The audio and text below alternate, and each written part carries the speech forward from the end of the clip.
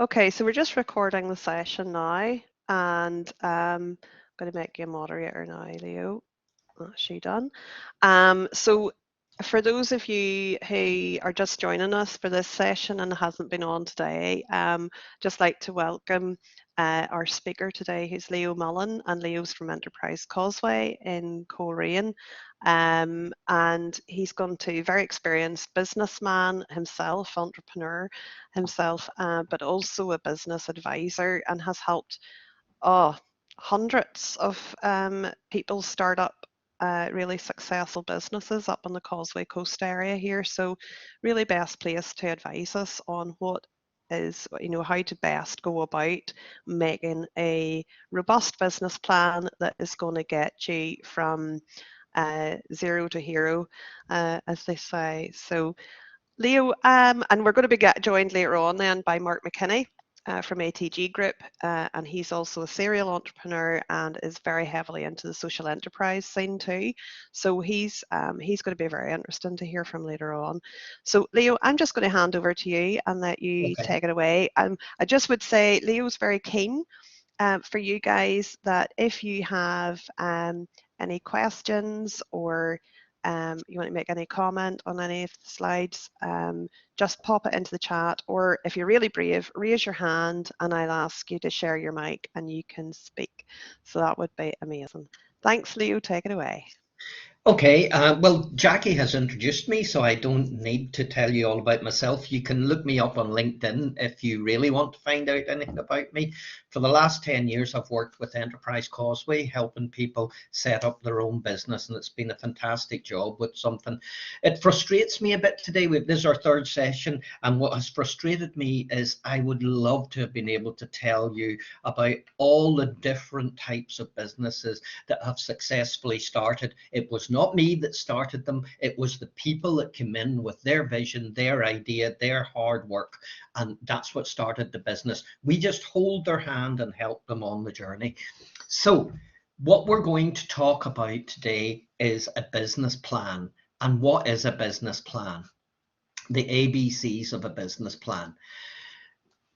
A business plan is basically your sat nav for developing and progressing your business, or for acquiring some funding. People will want a business plan for 2 or 3 different reasons. Primarily, they need to get some funding. They maybe don't have all the money they need to start the business, so they may be looking for funding from a bank or an investor. So they have to have a business plan that lays out what they want to do and what the potential for that idea is. They may just want the business plan for themselves because they may be in a well-paid job and have to make that critical decision. Do I leave my job to pursue my business idea? And that can be just as daunting as, and maybe more so, than actually going to a funder for a loan. So a business plan is your roadmap. It is your sat nav for a business. Biggest mistake that happens is people will come in to see me and they say, I have developed a business plan. I have a business plan. And I say, oh, great. Did you bring it with me? And they bring out a document out of a nice folder and they'll give it to me. And it's maybe a 10-page document. And basically the whole 10 pages is describing what they think their idea is. That's not a business plan. That's an ego trip to give to your family and friends about what you want to do. A business plan, for you to get the most successful business plan, even if you have money, or you need to think to yourself, I am trying to justify this business to a commercial bank to see if they would back me in this idea. And if you think along those lines, you have a much better chance of creating a business plan that will be a success for you. A business plan, what's in it? There is an executive summary. That is what I was saying. People come in and they give me 10 pages. That is basically an executive summary. That's a summary of their idea. That should be 1 paragraph. Then you have to have your business and proprietor details. Any funding organization. They don't want to they just want to get it very quickly. What is your idea? Then they want to know about you. Are you capable of doing this business? So if I wanted to open a restaurant and it said on about my personal qualifications that I had worked for 2 weeks in McDonald's, I don't think any bank is going to give me a loan. I'm not qualified for that business. So you've got the idea, then you have to have a bit about yourself that says you are capable and have the experience and necessary skills to do this business. Then there's your vision and business idea. What is your vision for the business and the idea? How are you going to market your business? How do you intend to market it? And then, have you looked into all the operations and legalities of this business? Are you aware of everything that you have to do? If you want to open up a food business, have you looked into what planning permission you may need? Have you looked into what qualifications you may need to get from food safety? Have you looked into what training you'll have to give your staff? Do you know what you're going to have to do for your premises? And then the big one, the finance. What do you think, what revenue do you think your business is going to create? And there's a difference between turnover and profit. And I'm sure you all know the difference between turnover and Well, I profit. was going to say, actually, let's just throw that out as a quick question. So could you either raise your hand and tell us, or pop in the chat, what is the difference between turnover and profit?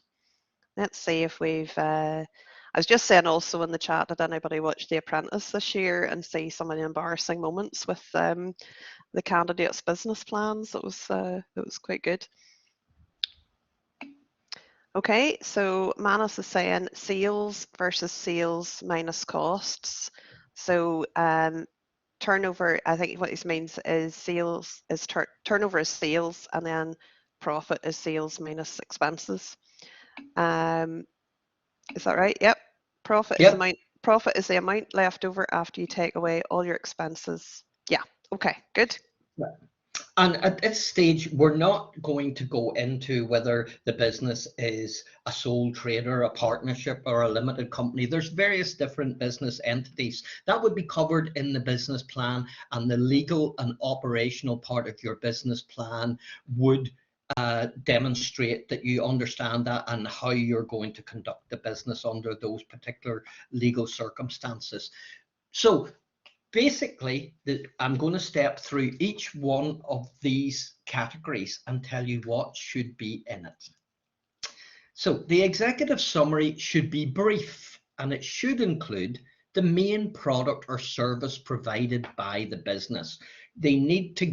Anyone needs to get it straight away. If you're going to be a barber, say you're going to be a barber. Don't waffle saying I'm going to have wonderful premises serving coffee to my customers, and then down at the bottom I cut hair. Say what you are. They have to get it very quick. The name of the business and the company type. So what is the name of the business? Are you trading? If you're a taxi driver, are you trading under your own name? Which is always a good thing. If there's nothing wrong with using your own name in that type of service sector business. Sometimes in a small service sector business, if you don't use your own name, people think that you're hiding something. If you're well known in a local community, use your name. It might be a good advertising point. What type of business is it? And that's what I said. Is it a limited company? Is it a sole trader? Is it a partnership? Most businesses are initially set up as sole traders, and they can progress to being partnerships or limited companies. Partnerships, does anybody know how many partners you can have in a business? Anybody? Just let me put it into the chat. Manus says loads, up to 20. Loads. Yeah, you don't have to have, it doesn't have to be 2 people. It doesn't have to be equal partnerships. It doesn't have to be equal amount of works. Now, accountants will generally bury their head in their hands whenever you say you're opening a partnership. Partnerships are a bit like marriages, and marriages don't all last. Partnerships are like that. They tend to run their course on something. I see A somebody saying prenup. prenup. Manus has got a Prenup. prenup and a That, partner. Well, that actually, is, that does you know happen. what? It does happen. That may well sound humorous, but that is Hmm. just exactly what you should do. If you're going to set up a partnership, I always tell people the first thing you should do is write down your exit strategy before you start the business. What's going to happen if one partner wants to leave that business? Does the other partner have to buy them out? That's okay if they've got capital. If they've got debt, what happens? Who takes on the debt? If I go to Australia and there's debt, who's going to pay that debt? It's a whole new topic and something that we don't have time to get into today. But if you come to the likes of Enterprise Causeway, we can talk you through those problems, or hopefully not problems. What's your target market? Who are you trying to sell to? You know, if you're opening a local shop, your target market is the local community. If you're wanting to sell online, are you wanting to sell online just within the UK, Ireland, Europe? Do you want to go to the what's your target market? Who's your target market? And at that start of the executive summary, you should also have a table that would show your predicted turnover and your predicted gross and net profits and your predicted cash position. What's your cash position going to be like? Are you, does anybody know what I mean when I say a predicted cash position or your cash flow predictions? Anybody want to say something on that one? Well, I'm hoping some of these guys that are on some of them are my EPY ones, and they should know what cash flow means. You know, a business can be very profitable, but it can run into periods of negative cash flow. In other words, do you get paid straight away for your products, or do you have to make it, send it to a customer and not get paid for 3 months? So what is your cash flow going to be like? If you continually have a negative cash flow, it won't be good for the business. Your table should also show what your assets are in your business and how the business is funded, and it should perhaps also show a 10% sensitivity. I know I've been to banks with startup businesses and they're now looking for maybe 20% sensitivity. In that, I mean, if the business does 20% less than you're predicting it's going to do, what might it do? So we move on from the executive summary. The business proprietor details. What do they want to know about you? They want to know your name, your address, your contact details. They want to know when you're going to start, what the legal status is. Are you going to be VAT registered? Is the business going to be VAT registered? Why would you need to know that? Anybody know why you might need to be VAT registered? Just waiting to see if anybody types anything into the chat. Not sure. I think this is a chat takes a wee while to come through actually sometimes. Mm-hmm. Well, no answers. Oh, hold on. Oh, there we are. We have an answer. If you plan to turn over more than 85,000, yes. Yeah, you must register for VAT. So that would be a reason for being VAT registered. There's lots of legislation around VAT and what amounts of VAT you have to pay depending on what type of business you are. What bank are you using? Are you going to use an accountant? Do you need a solicitor? And what is your background? And that's what I'm saying. Don't be the 2 weeks in McDonald's wanting to open a restaurant. You need to demonstrate in this part that you have the capability and intelligence of doing the business. But in the last 2 slides, that's executive summary and this, we're talking 2 pages maximum. That's what we're talking about. It's a bit like a CV. Okay, good. What's your vision and business idea? What are your product details? Is it a product? For those that were on the last session with Olivia Burns from Olivia's Haven, she produces wax melt candles with lots of different scents and in lovely packaging. So she needs to say that. Is it a service sector business? Are you going to be a window cleaner? Are you going to be a gardener? Are you going to be a plumber, a mechanic, an electrician? What is it you're doing? What's your key selling points? So, like, if you're opening a restaurant and you have help somebody get a Michelin star, include that, because you're obviously a very good chef. If you're going to open an electrician's business, you need to include that you are a fully qualified electrician and where you've worked and what your experience is. Are you going to export your business? Does it have export potential? And we are very lucky here in Northern Ireland. And I'm not getting into the political whys and wherefores about it, but Donegal counts as export, as does Manchester or Liverpool for us. So does the business have export potential? We are one of the few areas that have export potential on our doorsteps, and that can mean can open doors for more funding. What's the future plans for the business? Do you intend to grow the business? What's going to happen in year 2? What's going to happen in year 3? Do you need more staff? So that's what's in your business vision and business. Then you've got your market research, and there's 2 types of research that you need to do for your business. There's secondary research, and you could fill a Bible with secondary research for any type of business, industry specific research and market demographics. But you have to restrain yourself and not fill pages and pages with secondary research. You must use some secondary research that validates your business idea, validates the market that you're trying to sell into, and validates your predictions. But also what you want to say is what you've learned from this research. So if you have a product that may be similar to another product, but it's better because it's got ethically sourced packaging, for example, or that it's cheaper, you want to show it there.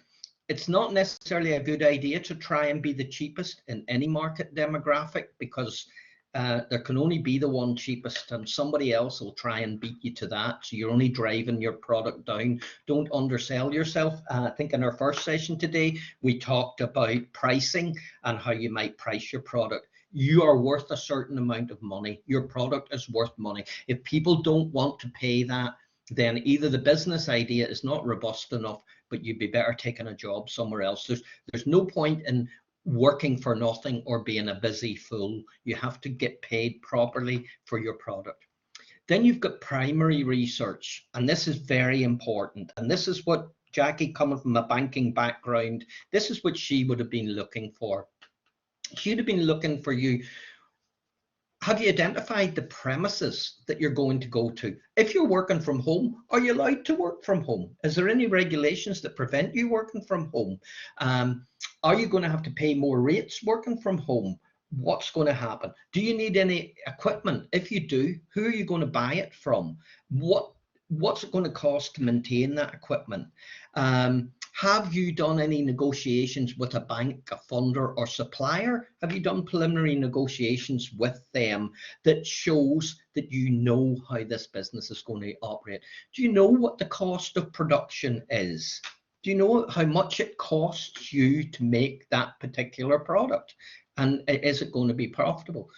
Do you know what your distribution costs are? Imagine if you had been a business that was supplying ready meals just to old people or people on their own over the last month. What has happened that could have dramatically changed that business? Does anybody want to come in on that one? Just ask the question again there, Leo. Oh, right. What cost of fuel. There you go. Cost of fuel. Yeah.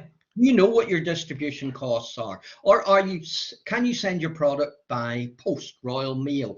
it depends on what your product is. If you are going to be a retail shop, a barber, a beautician, a hairdresser, people may come to you and that may not matter, but your energy costs may change, so that might change the cost of your production. What's your staff requirements? Can you do it all yourself, or do you need staff? How much does it cost you to get staff? And what predictions have you made for that? And are you aware of employment legislation? Can Do I you can I need? just can I Yeah, say something about staffing? Because yeah. this came up recently actually with one of my enterprise placement year students. He's running his Mhm. own business. So Ethan's running Trog Surf School, and at times so there's just him and Albert in the business, and probably 80% of the time, 75, 80% of the time, it's fine with just them. But there are times when they get huge big groups in and they are limited to one trainer to 8 people. So if they have like 30 people in, they need to bring in another qualified um, instructor, but they don't want to employ somebody. So what I've suggested to them to do and what they're doing is they're subcontracting. So Yep. that's a good way of maybe managing to not, when the demand is more for a service business and you don't want to turn away a client, but you just do not have the capacity to either legally deliver the service or to deliver it in such a way it's quality, then think about that. Could I bring somebody in who is also qualified and it works as a freelancer, for instance, and I could just pay them as a subcontractor? What would you say about that, Leo? Is that a good idea? Well, no, I think that's an excellent idea for some businesses using subcontracted work. It means a lot of businesses are starting to do that now. We're not getting into the 0 hours contracts or the P&O, what they've done to cut costs. If you employ somebody, you are bound by employment legislation. You must give them holiday pay, sick pay, lots of different legislation there. Subcontract, they take on that themselves. You agree that they will provide you a service for a set charge, and it can be a very, very good way of a small business availing of expertise from outside. And so it can be it definitely it can be very, very good. So I would say yeah. The next thing I was going to say is, does your business need a website? If it does, how much is it going to cost you? Can you do it? Have you budgeted for it? Are you going to use social media? Are you experienced in it? Or are you going to have to employ people?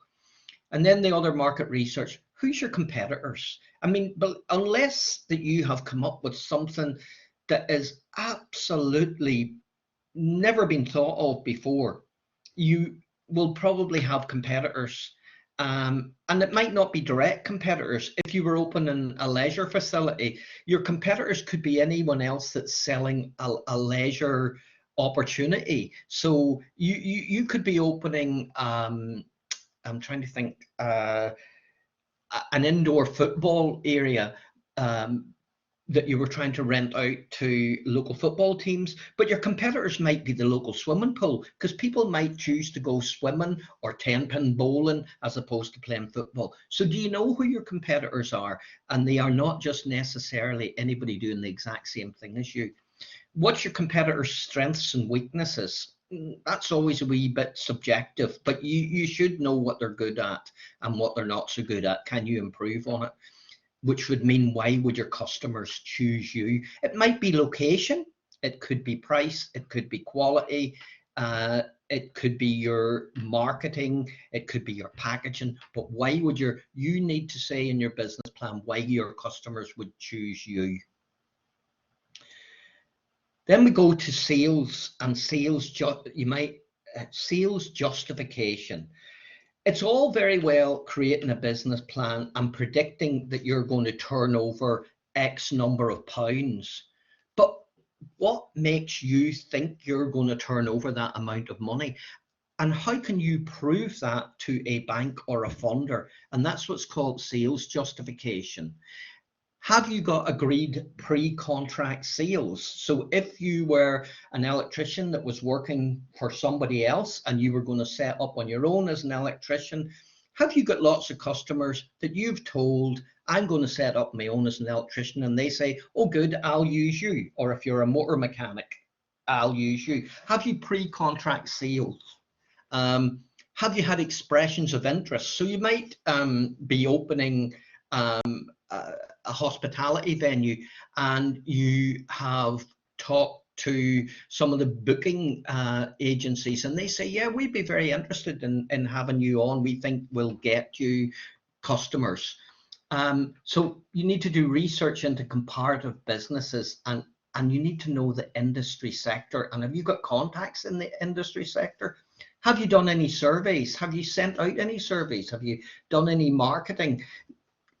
That could just be as simple as somebody that wants to start a small grass cutting business, making some flyers and walking around and putting them indoors. And has anybody phoned them back on their phone number to say, yeah, cut my grass? Maybe they only need a few pounds to get a lawnmower, but it's specific to your type of business.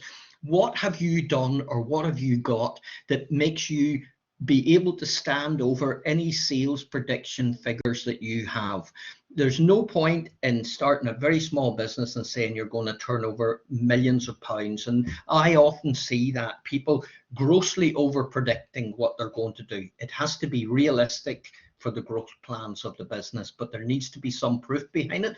The proof might be a similar business. You know somebody in a different area that has a similar business, and you believe, if I operate that type of business in this location, I have a good chance of doing that similar type of business. So that's what sales justification is about. Then you need to have an action plan, actions that you're going to take. Now, it's all very well sitting down and writing a load of actions, but there has to be goals coming out of these actions and time scales.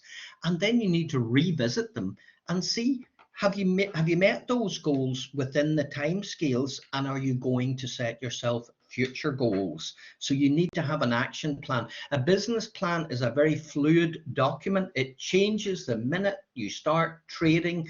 I'm not saying you should write a business plan every week, but it changes all the time. You should certainly revisit your business plan on a frequent basis, and that's when your action plan kicks in. What's your new actions, your goals, and your time scales? We get to pricing. How are you going to price your product or service? Is it a dual or multiple prices? Are you retailing and wholesaling? Are you just retailing? Are you offering a service as a subcontractor as well as to individuals? In your sector, how are you going to price it? Do you include delivery in your prices? If you're going to sell online, are you including delivery? Have you factored that into the cost of your product? Do you require a deposit? If you're starting up a business and you're going to be a small builder, and you take a contract to do work for somebody, are you looking for a deposit up front? What happens if you do the work and they don't pay you? Do you need a deposit? Do you get paid on completion of the job, or do you have to wait for a long time to make sure there's no problems with the job, or do you have to issue an invoice, and how long do you have to wait to get paid? And do you include that? And can you claim that on your raw materials?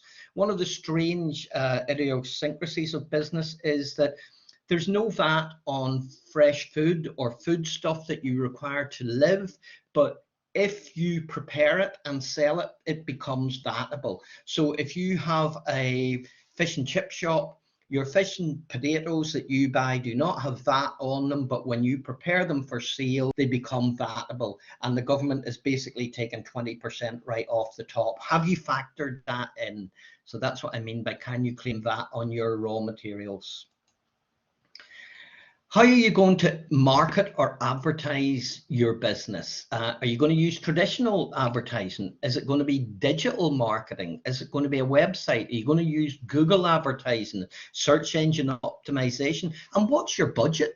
What is your budget? Is it a business that marketing will actually work for? Remember, not every business needs to spend a fortune on marketing, but some do. What's appropriate for your business? Operations and legal issues. What staff do you need? What premises do you need? What's your capital expenditure, startup? All these issues have to be covered in your business plan. What stock do you need? Have you got suppliers? Can you get the materials that you need to sell? And what's your insurance costs? Those can be very prohibitive in certain businesses. And what legal issues must you comply with? Again, all these areas have to be fully documented in your business plan. And finance, where are you getting your money? Have you saved up loads of money? We heard from Olivia in the last session. She saved and saved to start her business. She was totally self-funding. She happened to get some grants, but she had saved to start it. Are you getting a loan? Typically, most banks, and you can correct me if I'm wrong, Jackie, would want to see you having about 30% of any loan you were looking for. It depends on the business, Leo, Yeah. as to the percentage, that they would, the loan to value that they would put in place. And it also depends on cash flow projections as well. So, and amount of security that you're putting up. So there's a lot of, but the main thing is repayment capacity. They need to see that there's a way that that person has to actually repay the loan, and a lot of the times that then justifies or will help leave that business leverage a higher loan to value ratio, and therefore means that they don't have to put up as much of a deposit. Yeah. So there's a lot of And factors in it, but there's a lot of banks not lending at the minute. So yeah. just Well, about can you that. get investors? Do you need an overdraft? These are all things you need to consider, and they need to be within your business plan. And then the final part of your business plan will be tables that will include your revenue expenditure, your capital expenditure, your cash flow forecast, your VAT liabilities, your profit and loss accounts, your balance sheets, your break-even sales, and your risk analysis. Now, it might seem like, this is boring stuff. Believe me, I'm one of the few people, I get excited. I love business plans. I love them. They're a story of a business. They are a story of a life that you're going to make happen.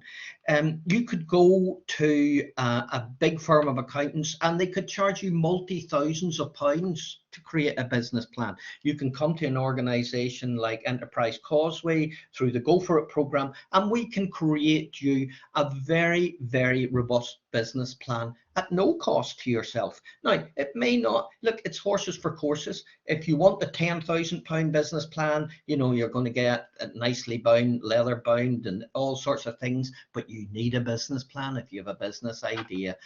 You wouldn't go on a holiday without making a plan. So why would you start a business without making a plan? Now, I believe I see Mark on the line now, and Mark is a serial entrepreneur. He is very serious about finances and keeping in control of finances. So I think he's a bit like me. He loves business plans, but he loves business. So I'll hand over to Mark. I'm going to just stop sharing this, and Mark, hi Mark. Hi, Jackie. I'm Can you hear going me to, okay? I can hear you. Can see you. Hold on, I'm going to Nobody stop wants. sharing this, and there's big Mark there. Hi. Hello, small Jackie. You're in the big screen, that's why.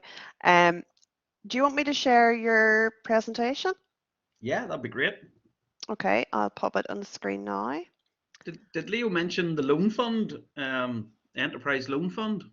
No, we haven't said about that so much because these guys are all students. Well, the Enterprise Loan Fund, yes. It's Yeah. it's 10 to 15,000 for startup businesses. I thought it was up to 25. Have they Well, changed it? I just got a letter out this morning, so All right. Oh, there you go then. So you No, do. So you do have it. You Martin, have the I evidence. just said that there was potentially loan funds available. I yeah, didn't want to go into details or specifics about things like that. Yeah. No, yeah, it's that's good. up to 100,000 for more existing businesses. Say businesses. Yeah, Yeah. but certainly 10 to 15 startup capital. But I think you do need the business plan that Leo spoke about. Without that, nobody's going to give you anything. No. So Okay. the business Here needs we to be go. viable. I'm going to So, make you presenter, and then you can oh, thank you. go through navigate through your slides. There you Can I go. just page That's on them whenever I want? Yeah. you can page on. Absolutely. Are we stopping for questions as we go through it, guys? Or yeah, rather than me just Well, yeah, well, flying through. what we'll do is, so at this point, everybody just want to, yes, as Leo says, introduce you to Mark McKinney and ATG Group. I'm going to pop your website link into the chat, Mark, so people can kind of get an Yes. idea and a feel of who you are and what you do.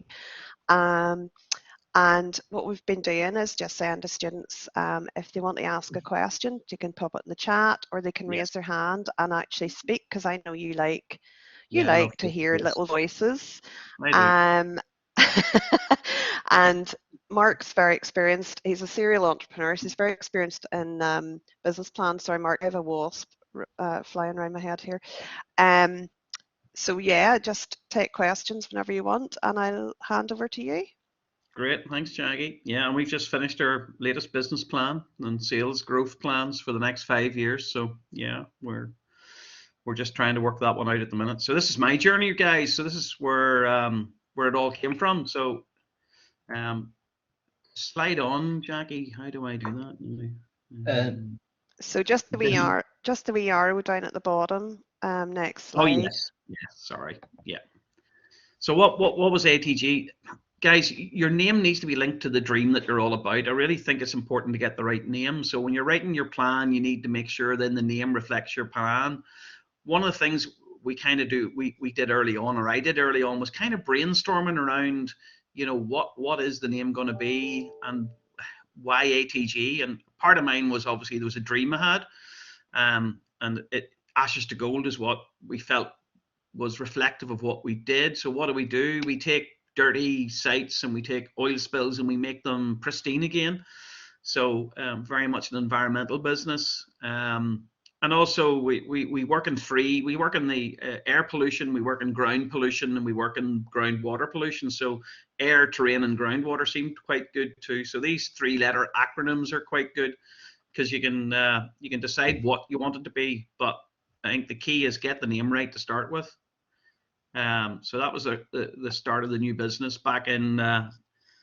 So from small acorns grow mighty oaks, guys. So you may start with a small vision, but you'll be amazed that as you journey, things start to grow. So in 2006, I started this business in my garage, ATG. In our first year, I turned over myself 48,000, mainly in consultancy for environmental. And then once I got through the first year, we did a limited company because I could see that it was going to grow quite quickly. And there are advantages in limited companies. So I'm sure you've all done that, Jackie, and I'm sure they've all been through the different types of formats, the sole trader, the partnerships, the limited companies, and the different reasons why you might set different ones up. Well, no, we haven't, but that's something that this is more about, I suppose, just what goes into a business plan and why it's important and how it gets you, from A to Z kind of thing. But yeah, I'll put a wee link in just from NI Business Info just to sort of give them an idea of that. Mm-hmm. And what's your exit strategy is always quite good. Like, have you got an exit strategy? Have you thought about that? Everyone has to think about, is this a lifetime business? Is it a family business? Is it a certain period of time and then I want to sell it? Is it, so thinking about that may make you think about how your structure might be. But anyway, that's every business I set up. Some of them work and some of them don't, by the way, guys. Some of the business I've set up have definitely bombed. that's the garage where we started the business, guys. Most people have a wee garage out the back. I decided to build my garage, which was great. So I could dig my foundations. See, there's lots of good stuff here. I could spend time, dug my own foundations, poured the concrete, built the garage, and then started the business, got my wee room at the back, had my wee store for my oil spill equipment. So it became a little personal thing at the back of the house. That saved me renting premises, and it meant I could start off with low cost. So that was my little one. But then you're limited by the size of your office. So then as you grow, you'll want to obviously expand. So then look at this. Now we're really starting to happen. So then the big move was into Enterprise Causeway. And we took a unit, I think a 1,000 square foot unit. This was in 2007, 2008. And you can see we got a spill response boat. Now, guys, I managed to get this through my accountant that I could have a boat because we obviously need to do spill response on rivers and put booms out in case oil spills happened. Never used that boat for, oh no, I did. I think I used it once. And that year we grew up to 120,000 turnover, and there was 2 of us. So that was the start. Then we're into the growth phase. So then what happened next? We developed a lot of products. So the business then developed several products. We've got the remediation of contaminated land. We had our 24/7 emergency spill response, domestic oil spills. Then the invasive plant species came on. Then we had our spill control products we were selling. We were doing environmental awareness training. So one of the things that I know works really well is if you're the expert, go and train others. So give them your time and your knowledge so they see you as being the expert, and then they come to you when they've got problems.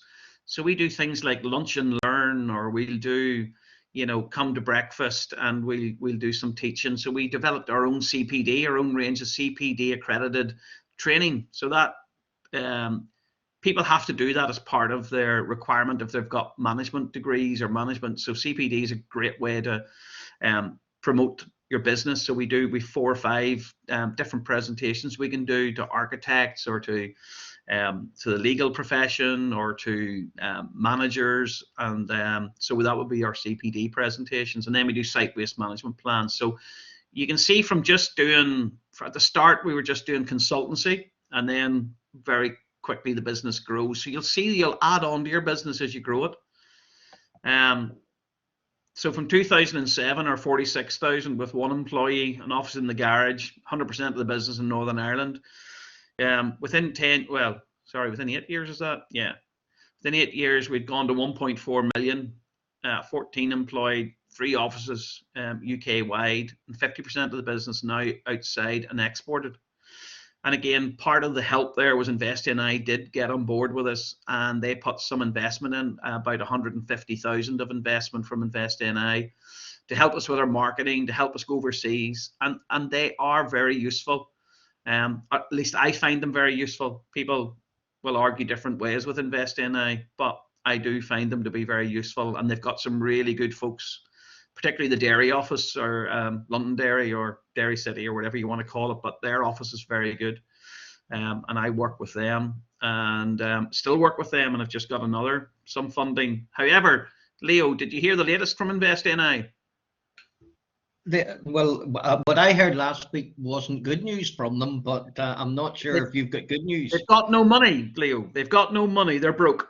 Well, that's the news I heard, but my client executive just came up. My client executive said, what the reason for that is, whether it's our politicians or whether it's COVID or what it is. Yeah, it's one of those shocking ones, Leo, when your client executive rings you and says, Mark, remember we're going to get you some more funding for a couple of our things. Well, we can't because there's no more money. However, the funding you currently have is safe. And I went, well, that's good. But unfortunately, there's no more money. So there's an interesting one for you. So yeah, so certainly the hardest thing is growing the business in the initial first phase. And remember that as you grow, obviously, everybody will have different aspirations. Some of your businesses may only be all you want to do is do it from the house and have it as a supplementary income. Some of the other businesses you may want to grow. Others you may want to you know, you may want to look at how you add to the business other bits and pieces that might be of you know, of interest. So what was that question? Was someone asked about scalability? No, no, I was just putting stuff in there about Oh, sorry. student to first sale, but it's an Invest NI program, so it may not be happening if there's no money. Yeah, there's no money. That's what they're saying. Jackie, Yeah. will you give them a wee phone and check? Because Yeah, yeah, I'll give them a phone, no problem. it was a wee bit shocking when I only got that there probably about 2 weeks ago. Maybe Paul just got on the phone and said, "Mark, remember we were pulling that plan together for growth? We're with no money. I think Stop." they're blaming the hill, so That's okay. That's good. They can blame away. yeah, yeah, yeah. I just be patient. Just as I'll long wait as for they get them. the money back, that's They okay. will. I think they will. But They you know, will get it back, of course they will. yeah, Yeah. it'd be daft not to. So yeah, so 2015 obviously was good, but then look what happened next year. So we then spent some money on R&D. So if you look at the last bubble, we spent $250,000 R&D and developed a new product line, and we had opened additional offices. We were now doing 80% of our business outside Northern Ireland, and we doubled. So we went up to 2.8 million with That's 22 amazing. employees. Mm. So I knew that was coming. You know, I'd been holding back a little bit on the business because I was just waiting for just for the right economics to be right, because we'd had a fair scare in 2010. Everybody did. 2009, 2010. Everybody got a bit, you know, and you had to be careful. What you didn't want to do was lose your business in a depression. But suddenly things are starting to happen around 14, 15. You could just feel it. You could feel a change. So you need to know what's going on as to whether you're in a growth, your market's in a growth stage, or you're in a, you know, hold it steady stage. Now, most of you are going to be starting your new business, so you're going to try to go straight into growth. But sometimes you have to wait. And there is I'm sure at some stage you'll go through it. There is the life cycle of a business where it can go into death if you don't innovate and you don't come up with your new products. So this is all part of your business plan. How do I get innovation in? So now we have, how many businesses have we got? 1, 2, 3, 4, 5. So we've now got 6 businesses and a charity. The charity gets 10% of our 10% of our profits, but the other businesses now, 3 of those are acquisitions. So this is your next type of growth where you're talking about, we start up, we grow ourselves organically, and then we look at acquisition growth into new markets.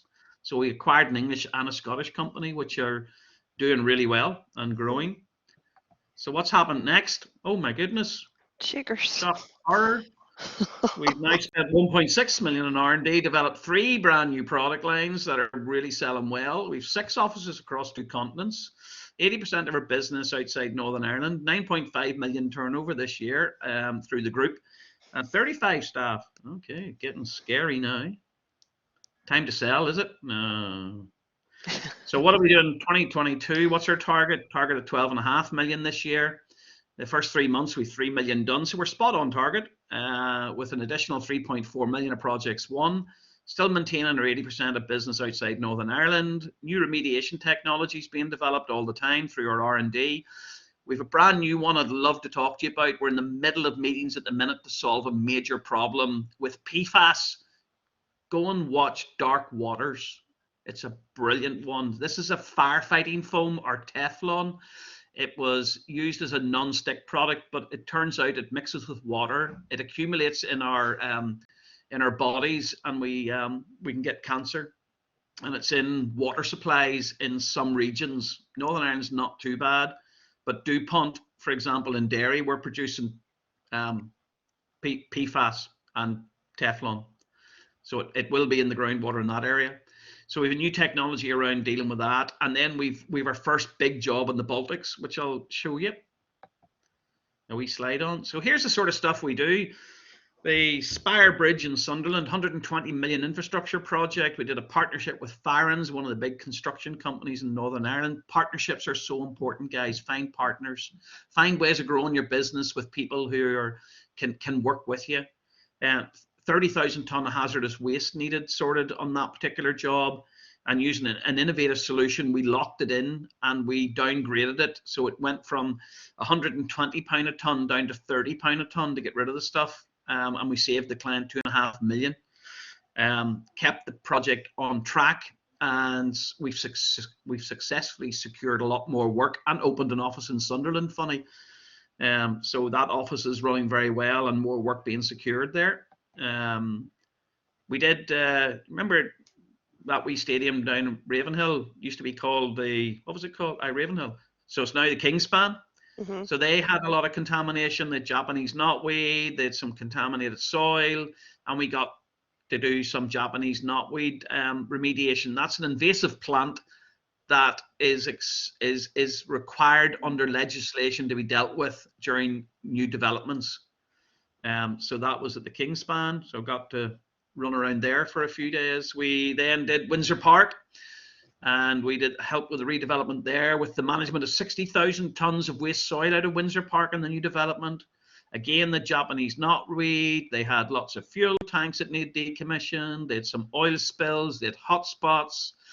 But through all of that work, all of the negative conditions that were placed on planning were signed off by ourselves to allow that to be opened. Now, that one was interesting because they started work on the adjacent site, and we noticed some of our boreholes that we had in, all the water was emptying out of them. So we notified them that all the water was being emptied out into this new development, and that it may cause structural issues, you know. So we had a wee quick chat with them, and about 3 weeks later, a wall fell down. Does everybody remember that? That was because an adjacent site dug too deep, and all the water came out washed out the fines under the foundation of the wall on one side, and it fell down. So that was interesting. You get to see interesting stuff when you're on these sites. Now, Latvia. So we've just finished our big project in Latvia for Lidl. 28,000 cubic meters of waste that was going to have to be dug off the site. We came up with an innovative way of keeping it there using a locked-in technology we've developed. We brought the Latvians over, they met our environment agency, they checked us out, and then they approved our technology. Latvia had never done an in situ remediation on any site in Latvia. They always dig and dump them or dig and treat. So this was brand new.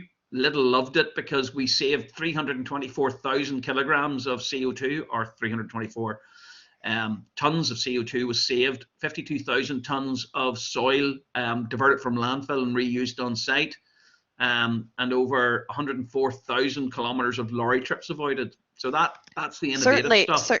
And certainly very cost effective at the minute with the fuel prices. Yes, for them. And saved a fair bit of money. I mean, we did it for under $1 million, money. And it was going to cost them a lot more money.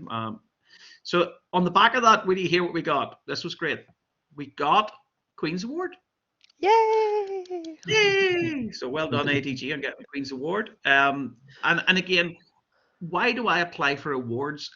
Awards like this show that you're really good, that you're good in your class, but also it's been verified by people. So getting awards is a good thing to do as you grow your business, or getting things that say, external organizations that say this company is very good at what it does. So that helps with regards to your planning. And then last but not least, then looking to the future now, we're investing a further $1 million this year. We're looking at creating 10 new jobs. We're developing IP, new technology, further export markets.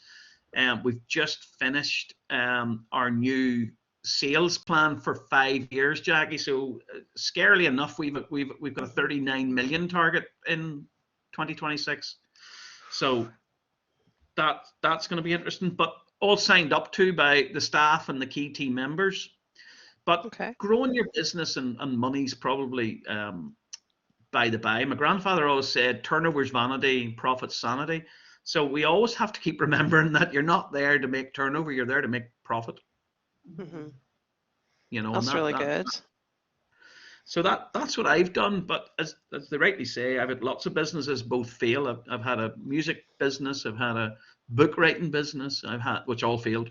Now they did lots of stuff, but they didn't make money in the end and had to be shut. So sometimes you do have to close your business if it's not working, but it's start all again. learning. I mean, you It learned is. from those. You learn so much from each, from everything you do. It's that wee there's a wee graphic I would share with the students from time to time, and it's that one with the Yeah. wee man, and he's got lots of books in his head, and they're all called Yeah. fail, fail, fail, and they're pushing him down into the ground. And then there's another wee man, and he's got the books with fail on them, but he's throwing them out and stepping on them Yes. like stepping stones and going up a Correct. ladder.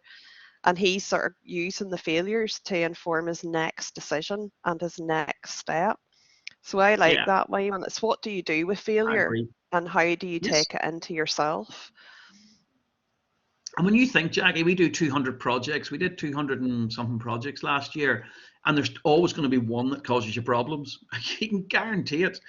So, I get the fun bit of saying to our team, problems are just issues looking a solution. So let's look for solutions, not concentrate on the problem. And I've taught them there's nothing wrong with having problems. The issue comes when you want to blame. If you get into blame culture, it will destroy you. It'll destroy everybody around you. What you do is you look at solution culture, and we always talk about solutions. How do we solve the problem? So here's the issue. Let's bring the team together, the ones that I think are needed, and let's solve a problem. I like that. Yeah. I'm just asking the students if they've any questions for you, just to Brilliant, pop them in the Jackie. chat or to put their hand up. I suppose my question for you while we're waiting on these coming through, and I'm conscious of time, but we'll maybe let this go another 5 minutes over if we've got questions going through. Yeah, I'm fine with that. What would you say? I mean, the business growth that you've had has been, phenomenal. I mean, certainly that jump from, up to 2016 when you jumped up that much, you doubled your turnover. What, how did the business plan make Yeah. an impact on that? Was it, did you just do it, or did you have to actually sit No. down and formulate a business plan? Yeah, we planned for that growth. So we had to make sure that the banking facilities were available to do it. So cash is going to be the key. Once you start growing, your cash gets chewed up quite quickly. We actually have changed banks because Bank of Ireland struggled with us on the growth plan, whereas Danske were very keen to get involved in a growth business. So we actually moved banks, Jackie, but we created facilities of an additional 400,000 of funding. And I knew that would be needed. Every time you increase your business, remember your cash flow it's 60 days. If you're doing well, you have a 60-day gap. So if you increase, your cash, and you're instead of doing, 200,000 a month, you're now doing 400,000 a month, or, whatever you do, every time you double it, you double your cash needed, in the 60-day gap. So it's your ability to pay your creditors before your debtors pay you. That gap has to be funded, and the only way you can fund it is with banks. So we had, not only did we get an additional amount of funding in to do that, but we also then opted for an invoice financing add-on module in case we really accelerated. And that's where I can then take the invoices we're raising and also draw down against those. So that was factoring. It is, but not factoring. We stayed in control of our Not invoicing factoring. rather Oh, than that them. was So good. Well, that's it's a much better way of doing Yeah, it. So yeah, it's more yeah. invoice. We also got about another 100,000, 120,000 in creditor finance. So when we could pick a creditor that we owed money to and finance it for 6 months on a like a bridging loan, almost like a wee loan, and we paid it off over 6 months. We do it once every 6 months for 100 grand. Again, big jobs. When you go in, you have to buy all the materials or But you don't spend all get the money on paid until near the end. Correct. So what I wanted to do is finance the biggest guy coming into one, and then in 6 months' time we'd be paid. So it would be released, and then we were ready to do it again. So it very much is money plan, and then and also we need to make sure the capacity was there within the team to grow. So your team has to have capacity. If there's no capacity, you can't grow. So one of the big things is, what's our mission statement? What's the capacity of the business to grow? And if you don't have, you're going to add people. You're going to have to add people in. And then the biggest thing I did, Jackie, which has made a difference, is I got out of the business a bit more and empowered the team. So I've more directors now, and I've stepped back a bit more and take a big overview. So I've just done another deal with the bank. They've just come through. I have another deal done with the bank in Scotland for another 350,000 of finance, because of the fast growth in Scotland, because Scotland has gone up to nearly 4 million, and I bought that company, it was only doing 200,000. Wow. So that's the sort of growth you can see. But when you bring what you've got to somebody who, you can multiply what they've got 10 times when you bring what you've got. It's almost like there is a multiplying factor that goes on when you bring your skills that you've honed over the number of years. So whatever it is, the gift, everybody has a gift and an ability. It's identifying the gift and ability and working in that gift and ability. And when you do that, it's spectacular what you can do with it. I totally believe that we could do it 10 times. Well, we've just done 10 times because we're 1.4. We're going to be 12 million this year. So that's the sort of multiples you can look, and we're looking at now potentially 10. So we've got a 4, but then with acquisitions that goes, believe it or not, the number goes up to 90 million because I have 3 big acquisitions I'm looking at.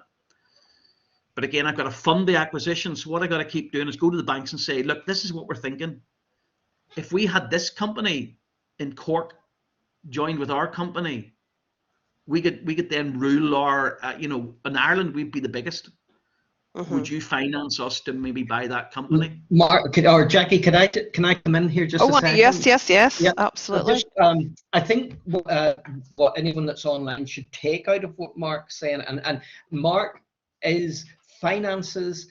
He's very, very, very astute at planning for the growth of the business. Yeah. And whether it's a small business idea or not, you need to do that planning, and you need to have in place the facilities to develop that business. And as I did say, nobody owes you a living. You may have to take another job and save some startup capital for your business. Don't just think you're writing a letter to somebody and they're going to give you the money to start. If you're really passionate about starting a business, you can make it happen. You and only you are the person that can make it happen. And and that's what I would say. And Mark, I'm sure would agree with that. Nobody just threw money at him and said, here you are, go from your garage to a multi-million-pound company. No. But Leo, I've had to sell things. I remember starting my first business way back in the year of our Lord 1066, 1993, I remember, and I sold a car to get me the money to run it for 6 months. So I sold a car, put that money into the business to run, and I knew in 6 months' time I'd run out of money. And if the business didn't work, then that was it. But I grew that business on, then sold out of it, 7 or 8 years later. But it grew again. I said that was a business in a past life, which we grew up to about a 5 million turnover. So I always knew I'd have more than one business. I never believed it would just be one business. I always believed that. So, some of you, again, it just depends. Each of you will have your own mission statement internally that you want to run on. And some of it will be just to have a business that's just me. That's all I want. I don't want anybody else in it. Some will want to grow and have more people that they employ, because then you're helping families, you're bringing money into our economy, you're starting to have an impact in our city. Sorry, it's a town. I get carried away. We'll maybe get our city status sometime, but at the minute we're just a town. So the key to you should be, what do I want to do in life? What's my mission statement? What am I about? And then how can I make it happen? Because if you're going to work for the man, you ain't going to have too much money. Yeah. This is really good. Guys, we're gonna have to draw things to a close here. Just the next minute or two. Do any of you have any questions to Leo or Mark about this topic today, about business planning, cash flow projections, raising finance, whatever it is? Just very quickly put your hand up or pop it into the chat box. And if there's no questions, we'll maybe just start to wrap things up here. Leo, do you want to? I'm going to hand over to you, back over to you. Mark, thank you so much. That has been really inspirational. I'm going to just hand back over to Leo to see if there's anything he wants to say just to close off today. Right. Well, as Mark has grown his business fantastic. Not every one of us has that ability. There are exceptional people in life who can take many businesses, but there are also lots of businesses that maybe don't scale to those heights. There's nothing to say you can't scale to those heights. There is help available. I would say the very first thing that you need to do in business is try and think of an idea that and then you have to do some research around the validity of that idea. It's no good just coming to somebody with an idea looking for a business plan. You need to do some research yourself and see, is it possible? Have you got the skills? Have you got the capacity? Can you enter that market? If you've got that initial research done and think that you can acquire the capital either with the help of a loan or some funding, you can come to an organization like Enterprise Causeway on the Go For It program. We can help you develop an initial business plan, which Mark probably had at the very, very start for his small business in his garage. Now, Mark doesn't need to use. Asked me several times to do predictions for him, so it's not that we aren't capable of, but we're there to help anybody, any of the students. But this Future Skills Week and your employability program lets people dip their toe into business or entrepreneurship and see if it's for them. And I know you some businesses came out last year, and I'm hopeful that some will come this year. You know what? There's no harm in changing your idea midstream. I have had people change business ideas and go on to create very good businesses or modify that business. And as Jackie says, climb on failure books. Don't let them weigh you down. I agree. Thank you so much, Leo. Guys, we're going to just call it a halt there. Thank you everybody for joining us today. I've popped a few links into the chat there. We're recording this session, so you'll be able to get it through our YouTube channel, Careers at Ulster, if you want to watch it back. And yeah, I hope you don't mind, Mark and Leo. I've just said any of these guys can connect with us on LinkedIn. And I hope that's okay for me to say that. Yeah.